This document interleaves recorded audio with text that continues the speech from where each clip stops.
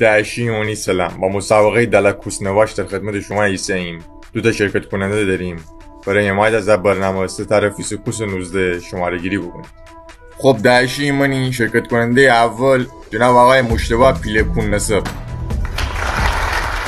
خب نفر بعدی جناب آقای فریبرز اردیکپور. تی همراه کی سواره؟ شما فضولی؟ خاری تی مرد گیرم گایم ها. وای نگو تو رو به خدا، من عاشق این جذبه شدم.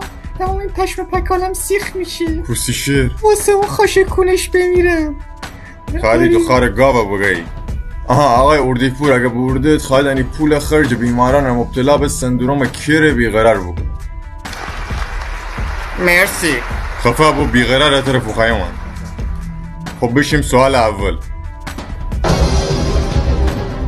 تیکون دکنم اشپل مایی امروز دکنم. گزینه 1 فردا بگی فردا بزایی پس فردا دیرینی یا شب جمعه کون فدی. عرضم به حضورت گزینه 2. آره 2. سر تو گو مامچاکو سدنه.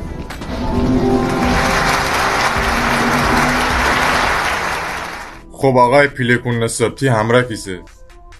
عرضم به درزت میم جمر. بترک بره.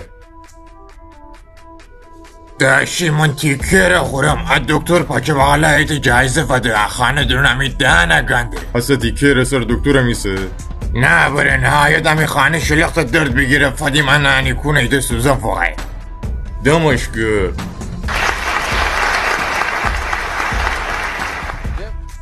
خب داشی منی بشیم سوال اول. با حالت تناسلی گوساله ماده در گویش گیلکی چه میگویند؟ 1 ماندکوس، 2 ورزکیر، 3 ترکون و 4 بشکفت کوس. از تماس تلفنی خواهیم استفاده بکنم. کی ساسه؟ سیروس می رفیقه بره. الو ما خاله هرچی مسابقه اگه ساعت 12 زور مقدم زنگ زنه بره. الو سیروس جان، اول اینکه تیکون خلو، دوم که حتی رفیقی تو کمکی فرستن تا اون خاری کامیون گاوا بگه بره. ای مشتوه هفته پیش ما 3 تون در غر زدم که ریبوشوی کس کنی. الان یه مسابقه درون مره پیله پیله گو خوری. خطی سر من دو کس ننی چیسی خفا بو تره واتر کنم ها نفهم اشغال تره بگیرم فقط. گزینه 1. ها؟ 1 بره.